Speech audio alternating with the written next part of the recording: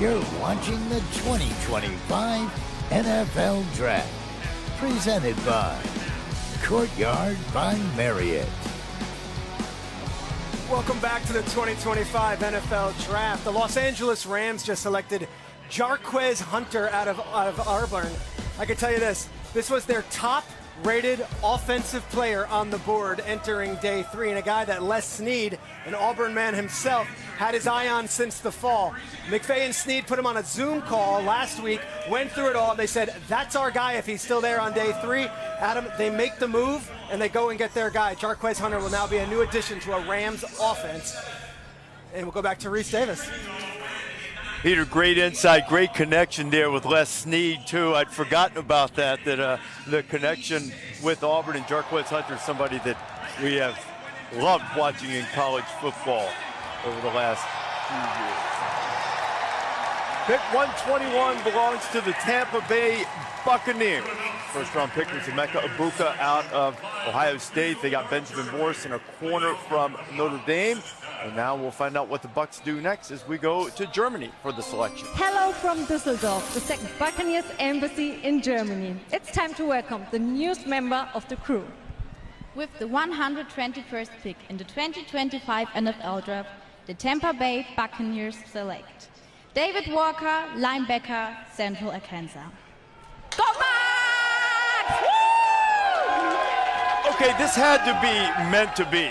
The selection comes from Dusseldorf. His hometown is Stuttgart, Arkansas. Might be Stuttgart, but close enough, Mel. I know you love this guy. Love the kid. He's one of the guys I highlighted going into day 3. David Walker, you do it at the Division II level, Southern Arkansas. You go to Central Arkansas, and you dominate there. He's 6'1", 263 pounds. He has incredible upper body strength, and he plays hard. He is a handful to block. We say, well, he did it against the AOGs, right? Another occupation guy at a low level of competition. Well, Senior Bowl week, Fields, how'd he fit in?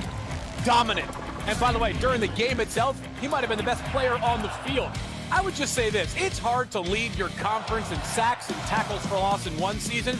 How about doing it for 4 straight years? Yes, I get it. Again, lower level competition, but this guy was dominant from start to finish. If you saw him walking across our stage right now, Reese, you might not think this guy is some dominant NFL edge prospect.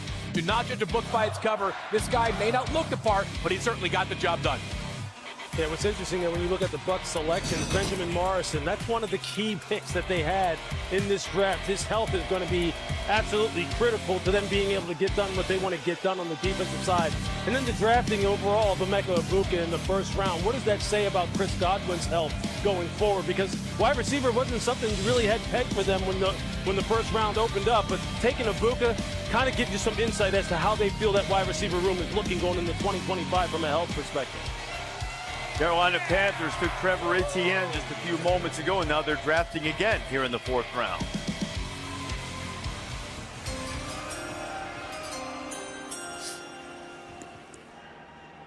With the 122nd pick in the 2025 NFL Draft, the Carolina Panthers select Lathan Ransom, defensive back, Ohio State.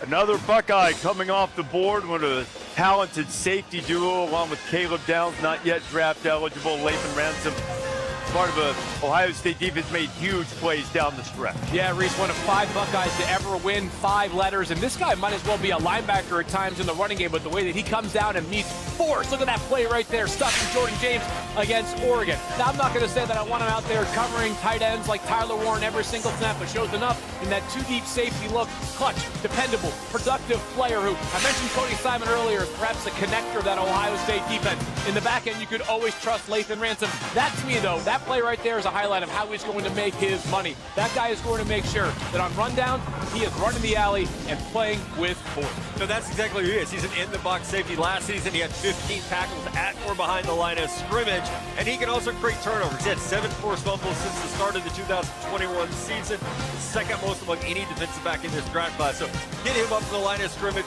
let him play his read and reactability, the way that he can diagnose.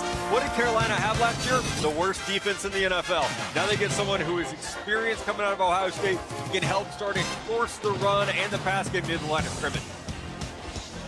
You see the drafter in there applauding the pick. You know, the only issue I have with Lathan Ransom was this. I think you want to have him down at the line of scrimmage so he doesn't have to come from deep and come from distance. I thought he missed a bunch of tackles, quite honestly, even though he's 200 plus, 206 pounds.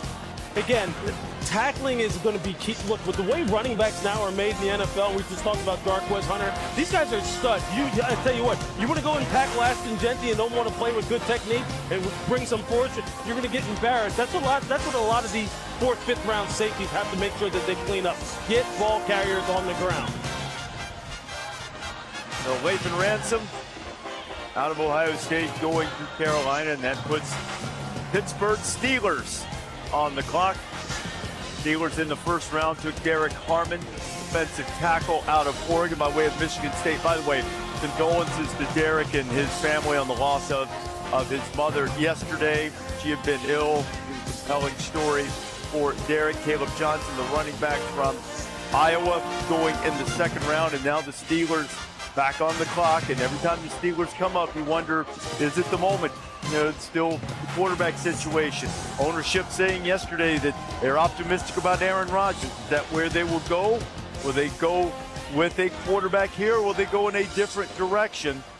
The Steelers selection about to be announced here in Green Bay.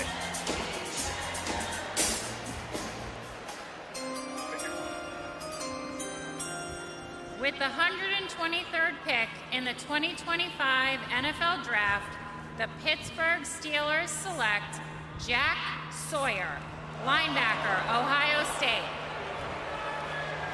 Jack Sawyer is the 10th Buckeye to be selected in this draft. He made one of the most memorable plays in Ohio State history against Texas in the college football playoff semifinal. And his entire season, latter part of his career, was dedicated to another Ohio State fan, also named Jack Sawyer.